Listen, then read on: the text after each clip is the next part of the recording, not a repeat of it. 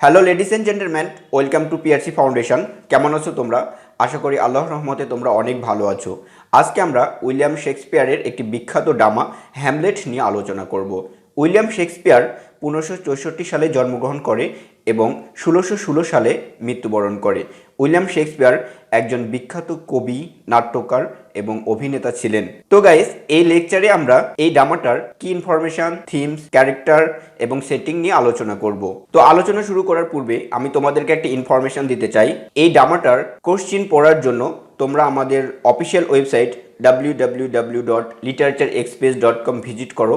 এখানে তোমরা বিভিন্ন টপিকের উপরে বিভিন্ন ধরনের কোশ্চিন পাবে এবং এগুলোর অ্যান্সারও পাবে। তো কথা না বাড়িয়ে চলো আলোচনায় চলে যাওয়া যাক। গাইস, সর্বপ্রথমে আমরা এই ড্রামাটার কি ইনফরমেশনগুলো জেনে নিই। এই ড্রামাটার original title the tragedy of Hamlet, prince of Denmark অথবা Hamlet, prince of Denmark. Genre revenge tragedy. Time of composition most probably mid 1599। First performance 1600। First publish 1603। Number of act 5 act play.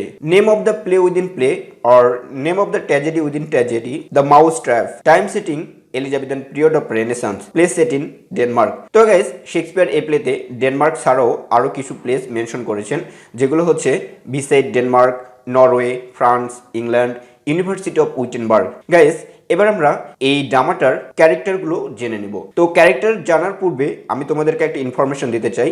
এই ড্রামাতে অনেক character রয়েছে, তো তোমাদের সুবিধার্থে আমি এই ক্যারেক্টারগুলোকে দুই ভাগে ভাগ করেছি। সেটা হচ্ছে মেজর ক্যারেক্টার আর মাইনর ক্যারেক্টার। তো মেজর ক্যারেক্টারের সর্বপ্রথমে যে ক্যারেক্টার আমরা দেখতে পাই সেটা হচ্ছে হ্যামলেট। হ্যামলেট হলো ডেনমার্কের প্রিন্স এবং এই প্লেটার হিরো। হ্যামলেটের পিতার ওল্ড হ্যামলেটের মৃত্যুর 2 মাস হয়ে গেছে এবং ক্লোডিয়াস এই ডেনমার্কের রাজা হয়েছে। হ্যামলেটের মা গার্টুড তার চাচা ক্লোডিয়াসকে বিবাহ করে নিয়েছে। তো এই কারণে হ্যামলেটের মনে একটা সন্দেহ জেগেছে, আসলে তার বাবার কি স্বাভাবিক মৃত্যু হয়েছে না তার বাবাকে কোনোভাবে হত্যা করা হয়েছে। এই কারণে হ্যামলেট খুব চিন্তিত। তো গাইস, প্রত্যেক ক্যারেক্টারের জন্য আমি কিছু পয়েন্ট আউট করেছি, অর্থাৎ ফিচার্সগুলো লিখেছি তোমাদের সুবিধার্থে। তোমরা যদি এই ফিচার্সগুলো মনে রাখো তাহলে ক্যারেক্টার নিয়ে তোমার আর কোনো সমস্যা হবে না। তো হ্যামলেট এই ক্যারেক্টারের জন্য আমি কিছু পয়েন্ট আউট করেছি।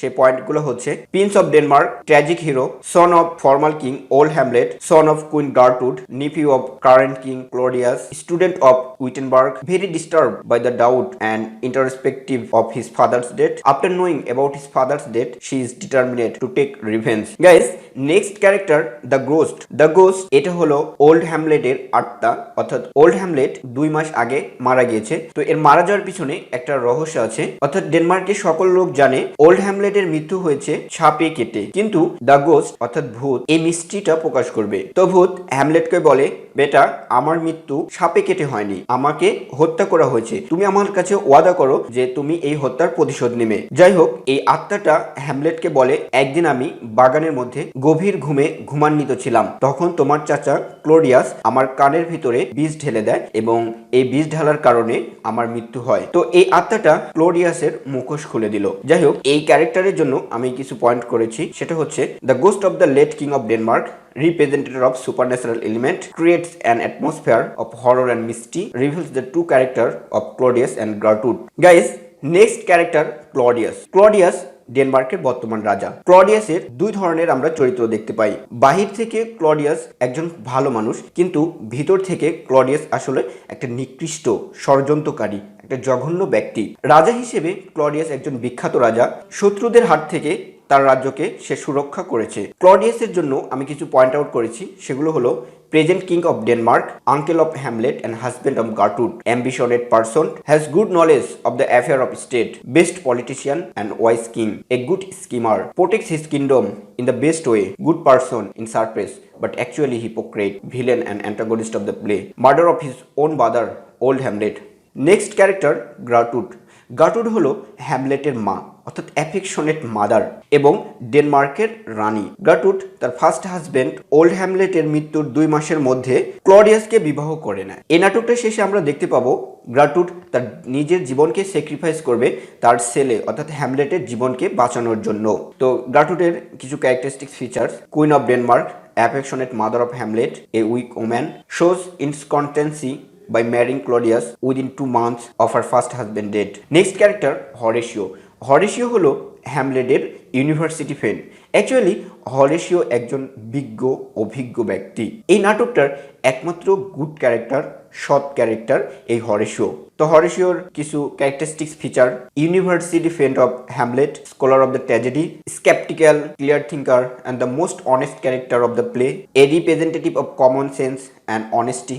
Guys, next character Polonius. Polonius হলো ডেনমার্কের চিফ কাউন্সিলর এবং অফেলিয়া এবং লেয়ার্টিসের বাবা। পোলোনিয়াস হ্যামলেটের ম্যাডনেসের ওপরে তদন্ত করছে। পোলোনিয়াসের কিছু characteristics features: chief councillor of the king of Denmark, father of Ophelia or Laertes, keeps sharp eye on Hamlet's movement till his death, comic character, described as a fool. Next character Ophelia. Ophelia হলো হ্যামলেটের beloved. তার বাবা পোলোনিয়াসের মৃত্যুর পর Ophelia পাগল হয়ে যায় এবং সে সমুদ্রে ডুবে মারা যায়। গাইস, অফেলিয়ার মৃত্যু নিয়ে অনেক মিস্ট্রি রয়েছে।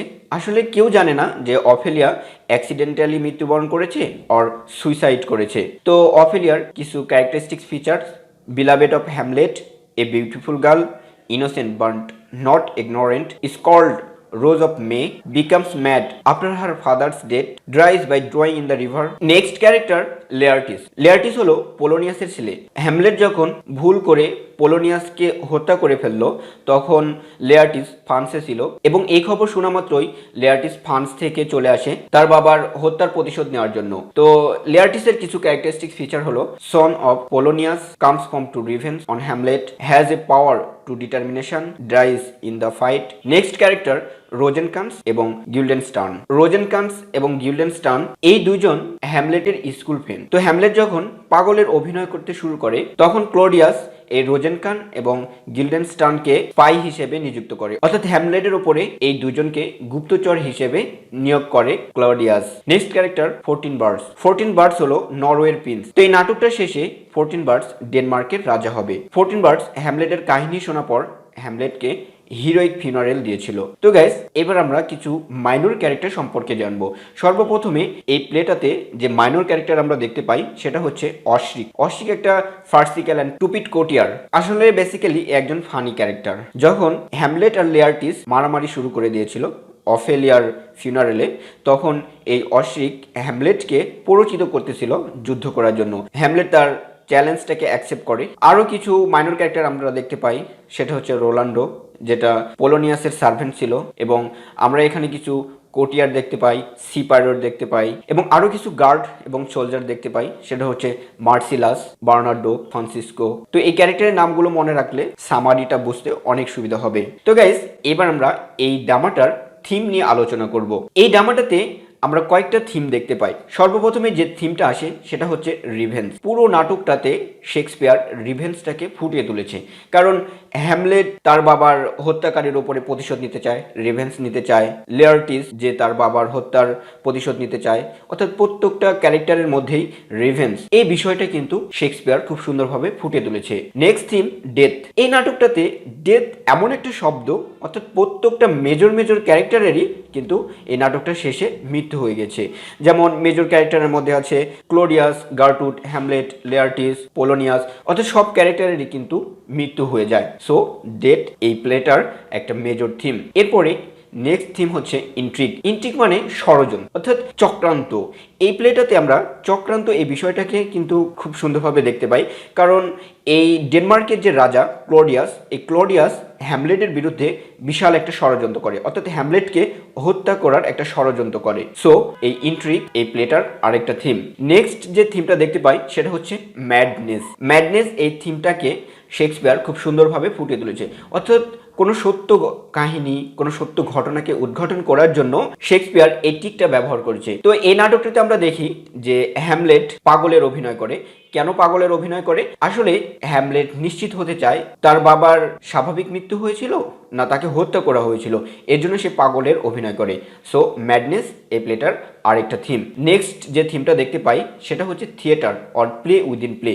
প্লে উইদিন প্লে শেক্সপিয়ারের একটা বিশাল টিক। তো একটা নাটকের মধ্যে আরেকটা নাটক, হ্যামলেট এই প্লেটার মধ্যে শেক্সপিয়ার কিন্তু আরেকটা প্লেকে উপস্থাপন করেছে। সেই প্লেটার নাম হচ্ছে দ্য মাউস ট্র্যাপ। এই প্লেটার কাহিনী হলো একটা রাজা বাগানের মধ্যে শুয়ে থাকবে এবং তার কানে একটা হত্যাকারী জেহের ঢেলে দিবে এবং তার মৃত্যু হবে। এই যে এই টিক অর্থাৎ থিয়েটারে ব্যবহার করেছে শেক্সপিয়ার এই প্লেটার মধ্যে। So theatre or play within play এই ড্রামাটার আরেকটা থিম। তো গাইস, এই ছিল আজকে আমাদের আলোচনা। সো ভালো থাকবে, আজ আর নয়, আল্লাহ হাফেজ।